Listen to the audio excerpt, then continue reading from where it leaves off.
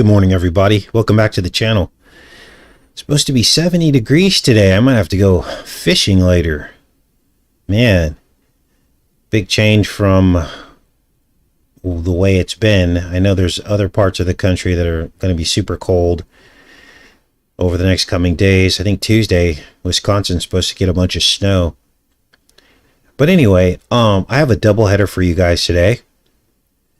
So it's going to be an exciting show today. First, we're going to establish the definitive link between the tip of the needle and the pit, which of course is tip backwards.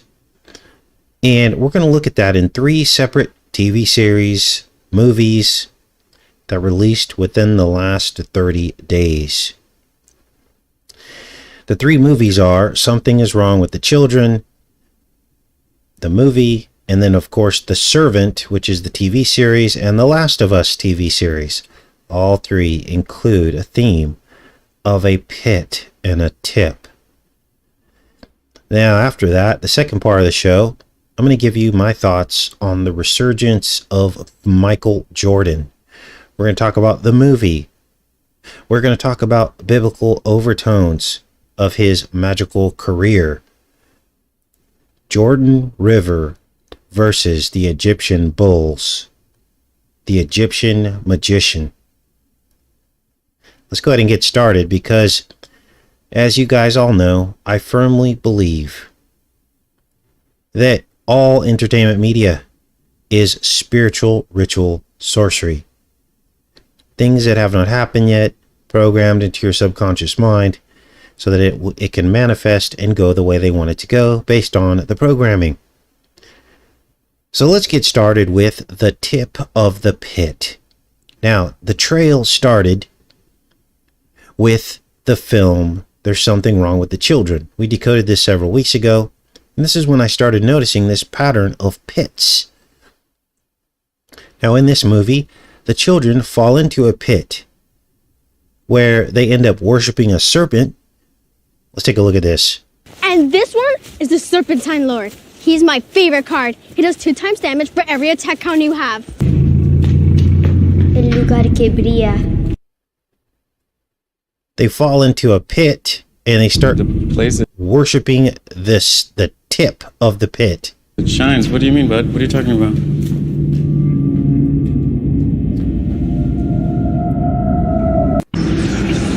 Okay, I need you to come down here right now.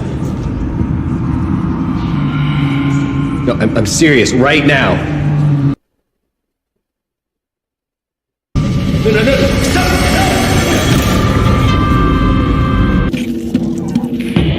I saw them just tip, right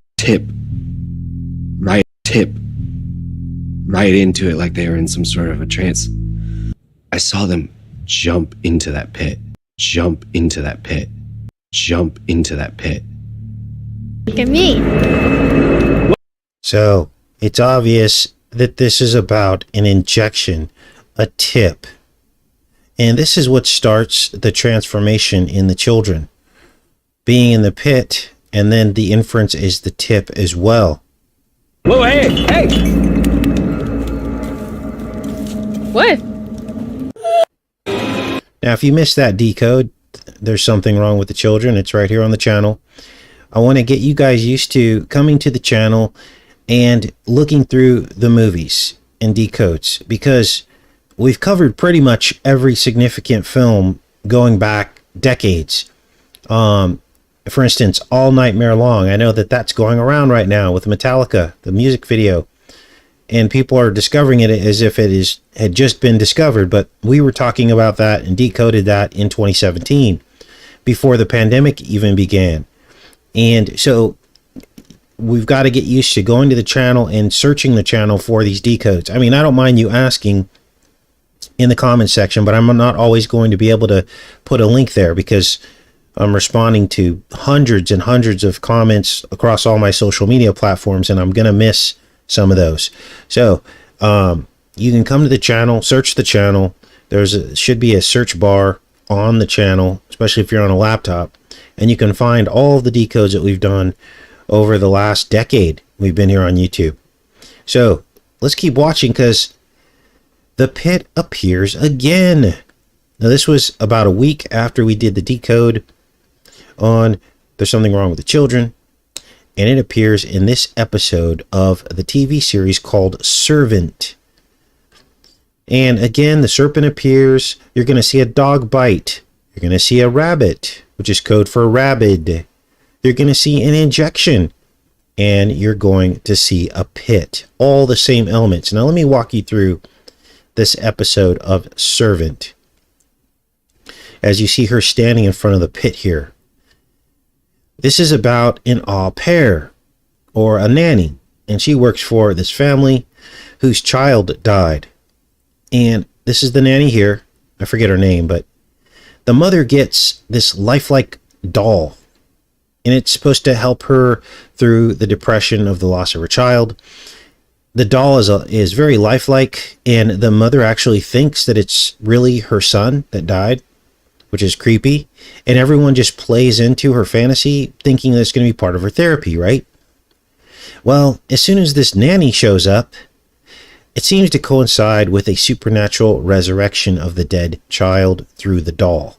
So in other words, the doll comes to life as the little boy, and no one can explain it, but it makes the mother happy, and so everyone just plays into that fantasy as well.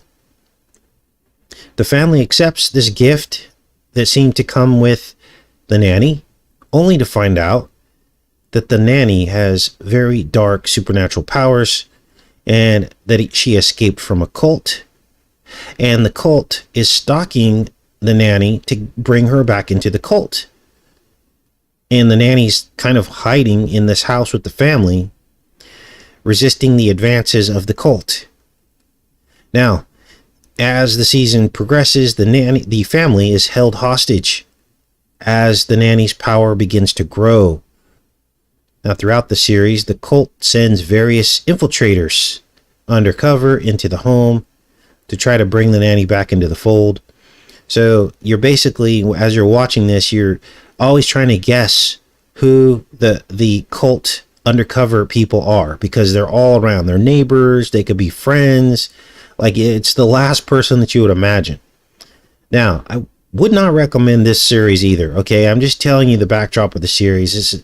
It's getting to the point where most of what I'm watching now, which used to be mainstream and is mainstream, it's very dark. So you got to have full armor. I mean, unless you're watching these to go to battle and expose it and show other people in the mainstream that are watching this stuff what's really happening in these series, then I wouldn't recommend watching this for entertainment. It's just, you're just going to get bad juju on you. Let me check in with you guys, make sure we're okay. Check the sound. We'll keep going with this. Good morning, everybody. Welcome back to the channel. Okay, so let's get back into Servant. All right. So if you're just tuning in, we're covering 3 separate TV shows and movies that all contain pits, tips of things, and serpents, and they all happened within the last 2 or 3 weeks. So now we're on The Servant. We started with Something Wrong with the Children. Now we're on Servant TV series. Now, the pit in Servant appears first at the end of the 5th episode, after the family decides to collaborate with the cult so that to extract the nanny out of their family, because the nanny is just, basically, she's got them hostage. She won't leave. But then the plan backfires, and the nanny causes a huge earthquake that opens the pit that you see on your screen. Watch.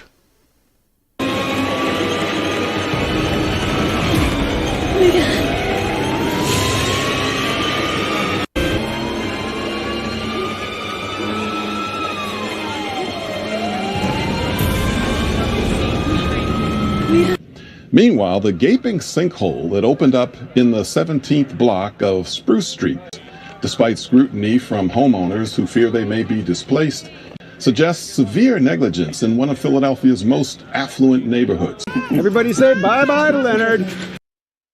Now, in the very next episode, the 6th episode, the family is celebrating the boy's birthday. The boy's name is Jericho. Now, obviously, that's a biblical reference. Jericho, sound waves, trumpets made the walls fall down, the walls of Jericho. We all know the Bible story.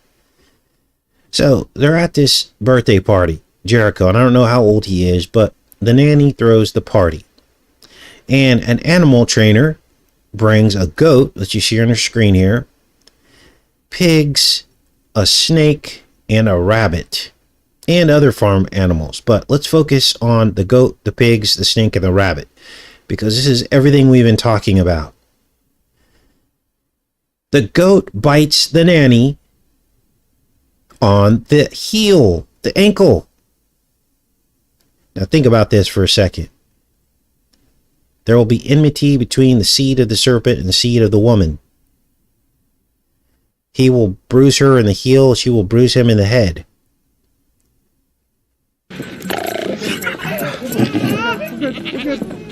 Let's put away the goat.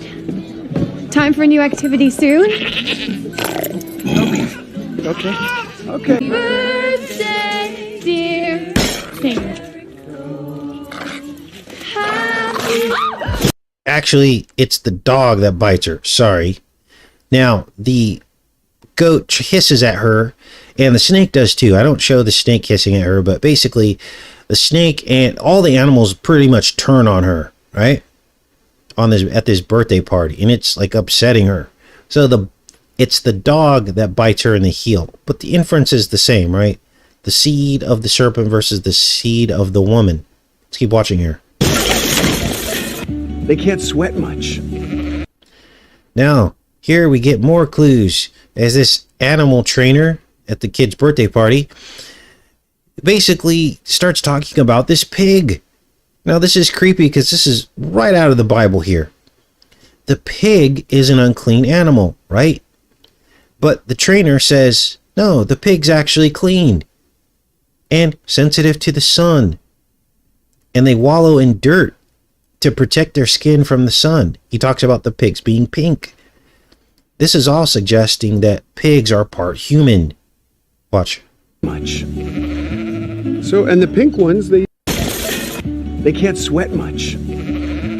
So, and the pink ones, they use dirt as suntan lotion so they don't get sunburned.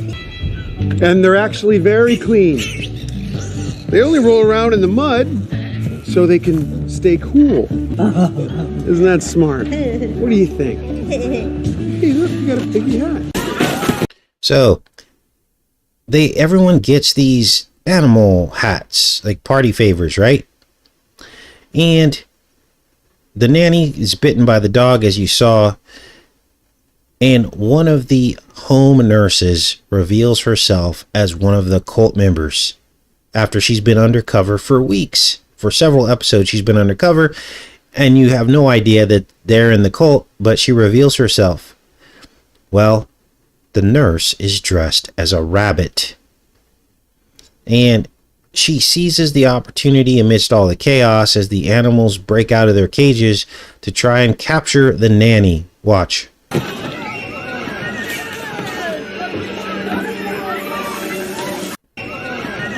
There you see her walking behind the nanny. This is the nurse wearing the rabbit hat. Now this is important because remember, the nanny is bitten by the dog. The connection there is rabid rabbit. That's the connection. And the way we know that's the connection, that this is about a rabbit and rabid dogs, is that next, this home nurse injects her, like almost like treating her for rabies. Watch. Look at the snake and the blue party favors, the blue blood snake, blue napkins, blue serpent. There. Then you see another rabbit. So this is all intentional. And then the woman dressed as a rabbit pulls her hat off. Now all of this is like mixed up. Like this is, what do they call this? Cross rolls. So some of the holy biblical themes are mixed up with the evil biblical themes to create confusion in your mind as you're trying to decode this. So don't get caught up too much on, where the particular symbol falls. Just understand that it's a symbol that they're all using here. Are you okay?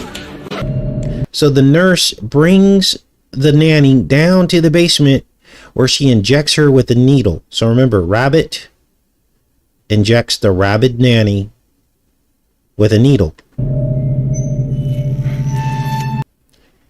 And then you find out that she's part of the cult all along. She was just waiting for her opportunity to grab the nanny.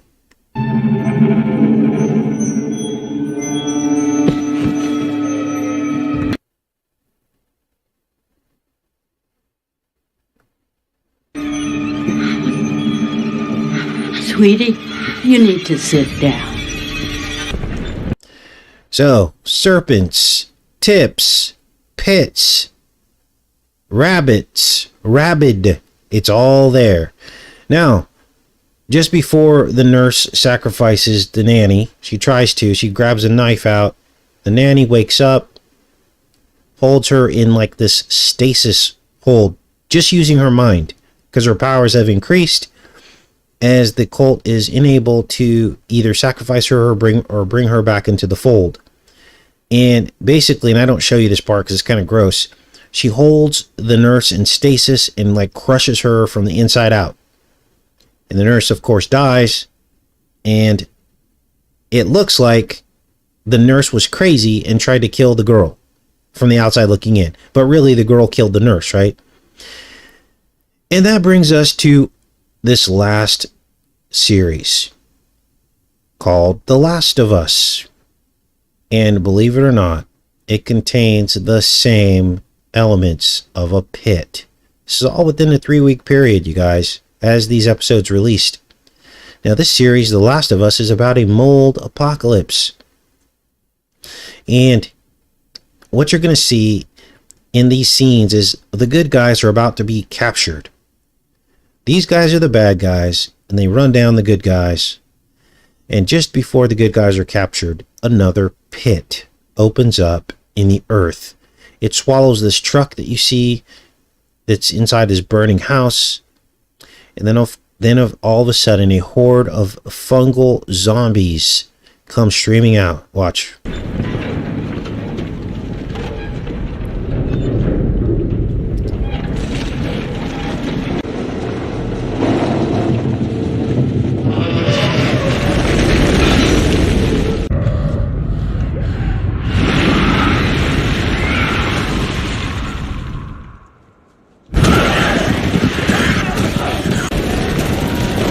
So what's this all about? 3 productions in the course of a few weeks, written by different production companies, all with the same themes. Well, I think we know what this is about. The tip causes the pit.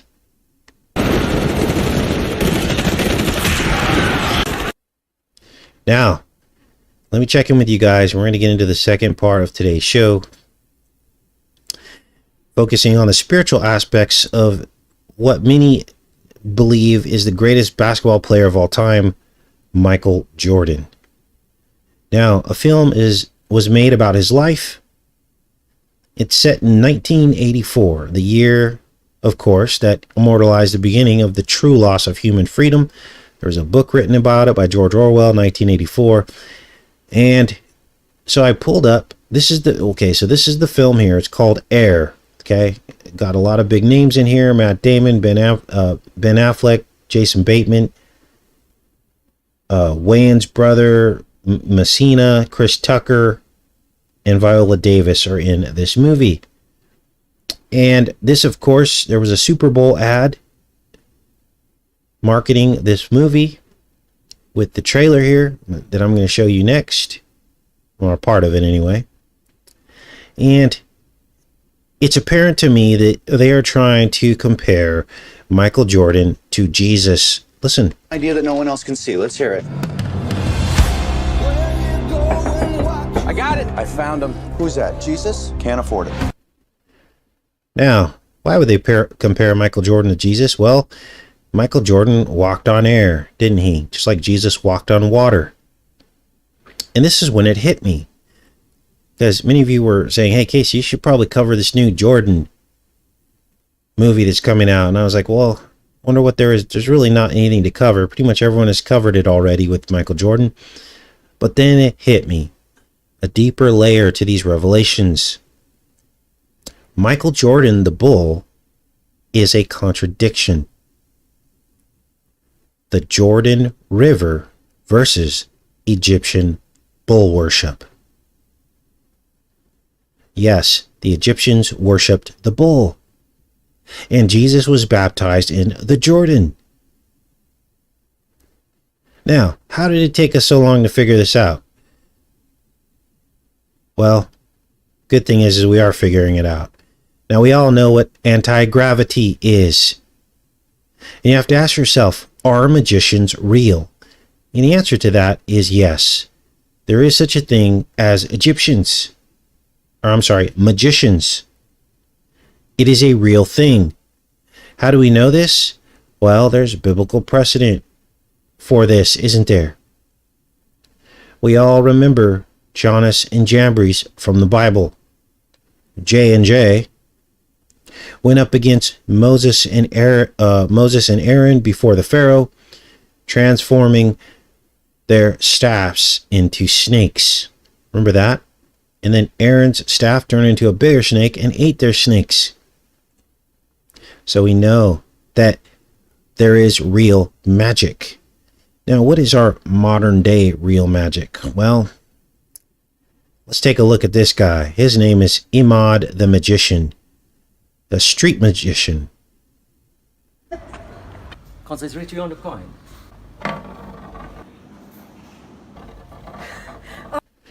Now, many of you think these are just sleight of hand tricks, but many of us can agree that many of these tricks, there is no logical explanation for how they're done. Let's watch another one here. God. 50 cent. 50 cent. Open your hand. Open your hand. Open your hand. Look. Now, some of these people react to this guy with horror because maybe the person is filled with Holy Spirit. And this person, Imad, has to be working for the enemy. Why? Because Jesus didn't do miracles just to do miracles and impress people, did he? If you aren't proclaiming Jesus and doing miracles in his name to heal the sick and these things, then you have to be working for the devil, right? There is no middle ground. I will show you how to train my energy. Energy? Yes. And I'm pausing this frequently just because of copyright. I don't know how they feel about this, so that's why I keep stopping this. But this is just one street magician. There are many out there, of course. Everybody has heard of the street magicians. Let's watch.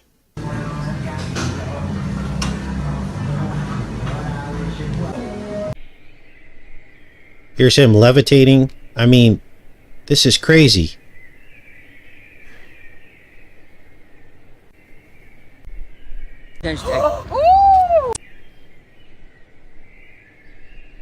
Pen to pencil.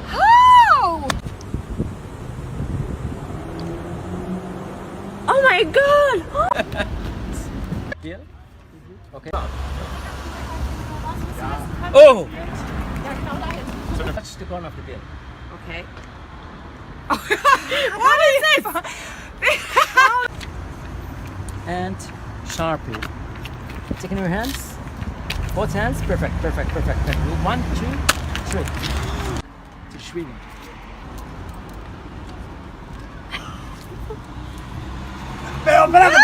And your name is Lara. Think about one card. Oh my god. Take it out. Okay.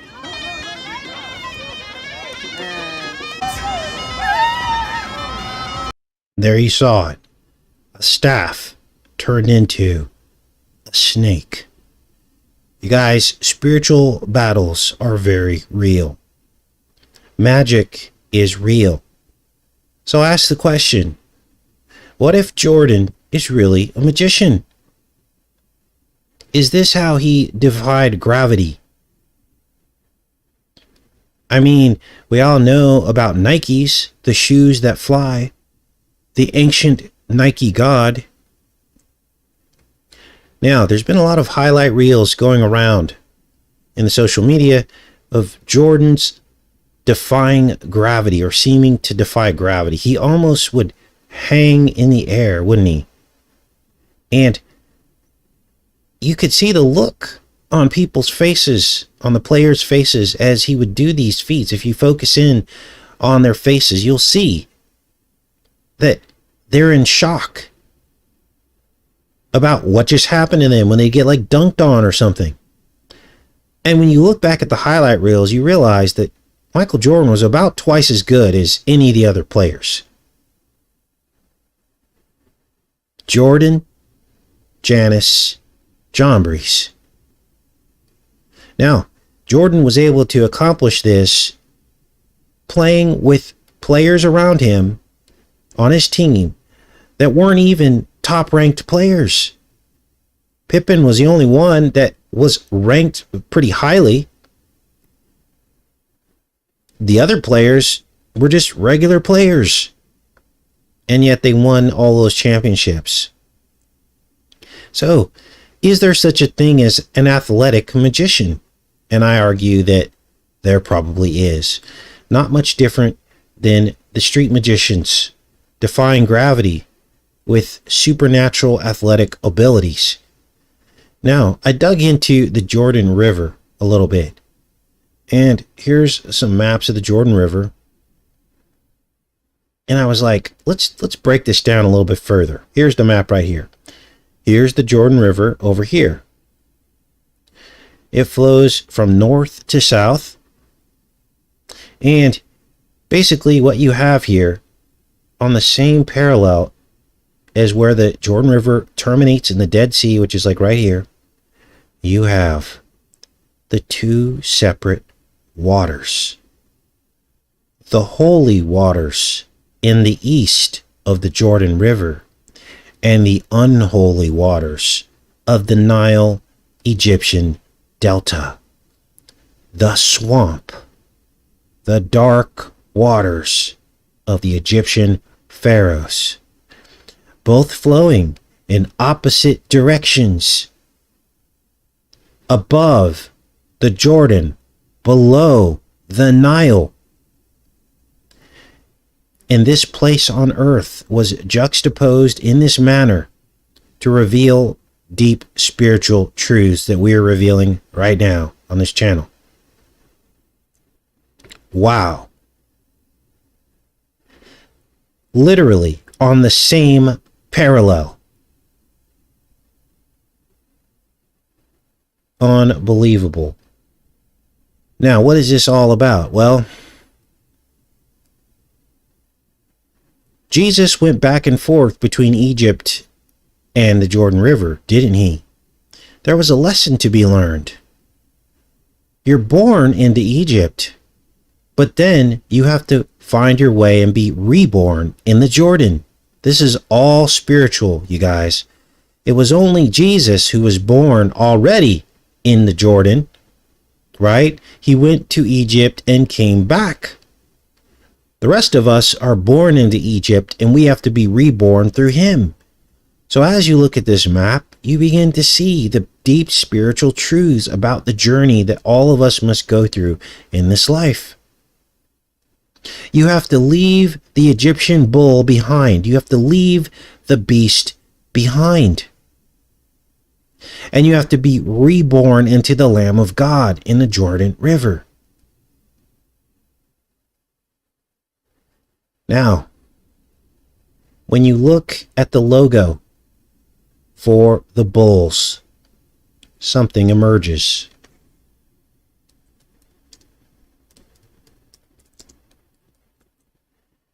Something emerges in the eye of the bull. The bull's eye. I hope you're sitting down for this.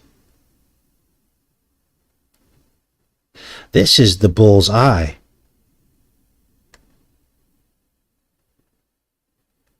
Let's see if my rotator works here. Let's see here. Flip horizontal. I want to rotate this page. Oh, here we go.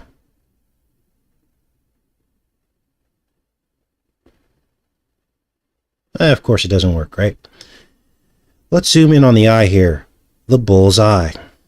And I uploaded some screenshots of this with a graphic to show you what you're looking at here. But if we were able to flip this upside down, what you would see is the telltale signs of the mark of the beast. The 6. Actually, let's do this. I'll draw it in for you guys. Now, this is shocking. I don't know if anyone's discovered this yet. This may be the first time you were seeing this. Let's use the freeform here. Zoom this up. I'll draw in the first 6. Let's see if my hand is steady here. 6. We'll draw the second one over here. This is just a duplicate. 6. And the third one, of course, is here. 6. We have 3 6s on each eye. Not only do we have 3 6s on each eye, in the pineal position, we have the Vav, Vav, Vav. The monster scratches in the pineal gland, marked in the forehead with the Egyptian bull beast.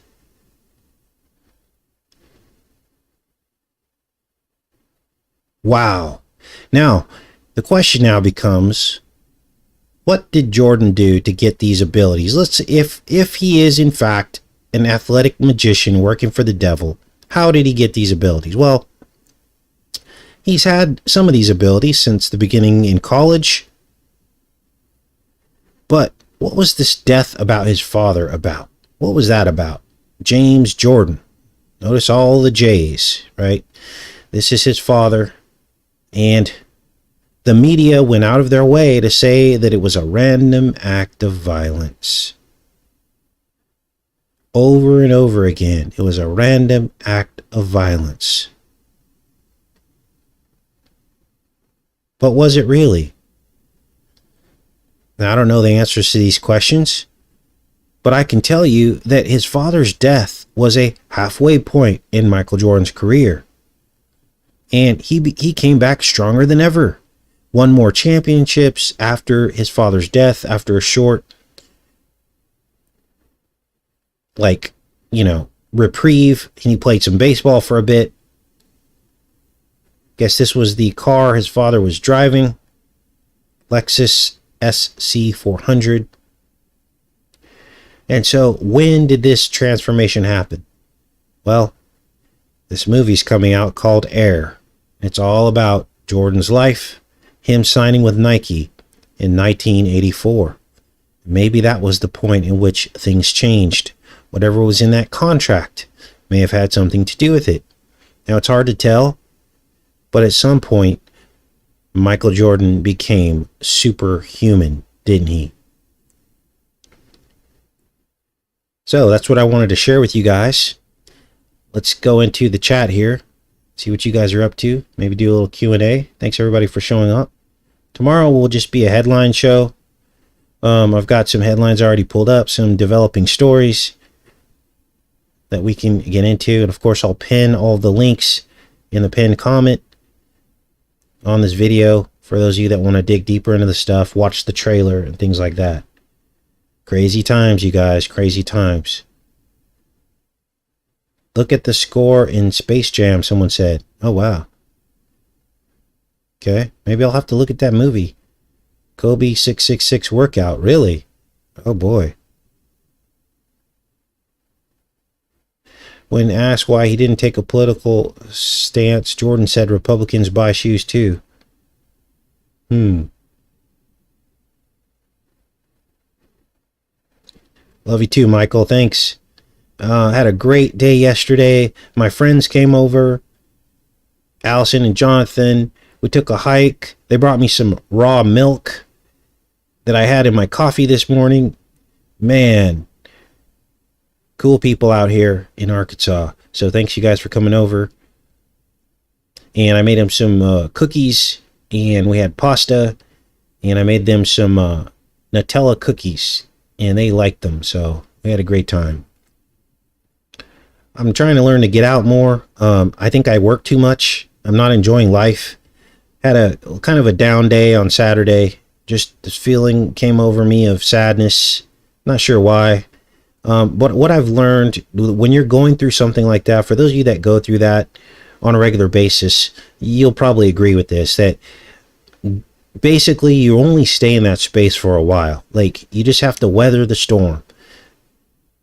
And the feeling goes away. You just have to give it a couple days. But usually when something like that happens to me, it means that there will be deep spiritual warfare in the world somewhere. There's something that's going to happen in the world. And this is what I've learned through my experience when I start having these episodes of sadness. And what I do is I just sit tight. You shouldn't be, drinking alcohol during these times, because that will make you more depressed. So I abstain from that. And just chill, and just let the feeling pass. It just means that some of us are tuned in to the suffering in the world, and you just have to weather the storm is the best advice I could give you. Of course, pray. God will take the feeling away from you. Just know that you're feeling that way for a reason. And then the next day I was blessed with this wonderful family that came to visit me. So thanks, you guys. The milk is delicious.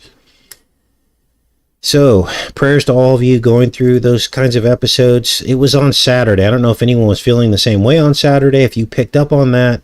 But now, it's weird because times that I felt like that, when my son was here, we talk about a lot of stuff, but I would bring it up to him, and he'd be like, Dad, I was feeling the exact same way that day. And so, I think some of us are just tuned into this, whatever it is that comes over us. I talked to a couple other people who are feeling the same exact way. So, crazy times, right? So, that's about it for you guys today. I'm going to get prepared for tomorrow's show. Like I said, I've got several headlines pulled up.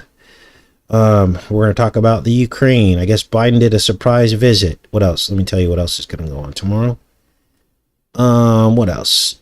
We're going to talk about natural gas. I guess the price of natural gas came down. But now might be a time to fill up your propane tank. I'll be probably getting mine within the next 3 or 4 months. Maybe I should get it now, And what else? Oh, electric cars. Apparently they're now saying it costs more to fill up your electric car than it does gasoline. Unbelievable. And there's also some new trend amongst teens called the Borg, which is where they basically take a gallon of vodka and water and flavoring and drink themselves into oblivion. So this is what's going on in our world right now, and it's good to be aware of these things, especially if you have a teenager, to watch out for this stuff. You start seeing plastic jugs, empty plastic jugs around, then you can talk to your teen, right? So this is why we do these shows. It's not to push negativity. It's to make you aware of what's going on, so you're not in the dark about the enemy's vices, right? So this drink, I guess that there is called it's called Borg because it stands for let's see, let's pull this story up. It stands for something. Borg. Let's see here. We'll cover this in more detail tomorrow. Blackout Rage Gallon is what it's called. Unbelievable. Blackout Rage Gallon. Now, when I was a teen, we drank as teens. That's just the culture I grew up in. And I remember back in the day, there was a 2-liter, and that was the trend. A California Cooler. Many of you remember that from the 90s. California Cooler had a 2-liter. And somehow we got adults to buy alcohol for us. And we would just, I don't even know how I survived those years. There's more binge drinking than anything, but yeah, Cyborg, Borg, exactly. Redeemed by you get it. We'll break that down more tomorrow, but I just wanted to give you guys a little teaser on that so that we can break it down tomorrow. Anyway, I love each and every one of you. I hope you guys have a wonderful day, and we'll see you guys tomorrow. Take care and be safe.